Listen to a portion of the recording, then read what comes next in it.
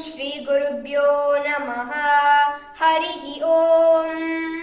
सुगं च सुगगुं सुगं च मे च सुगगुं सुगं च मे सुगमिति सुगं च मे च मे शयनगं शयनं मे च मे शयनं मे शयनगं शयनं मे शयनं च शयनं मे शयनं च शयनं च शयनगं शयनं च मे च शयनगं शयनं च मे च मे सूषा सूषा मे च मे सूषा मे सूषा सूषा मे सूषा च सूषा मे सूषा च सूषा च सूषा सूषा च मे च सूषा सूषा च मे सूषेति सूषा च मे च मे सुदिनगं सुदिनं मे च मे सुदिनं मे सुदिनगं सुदिनं मे सुदिनं च सुदिनं मे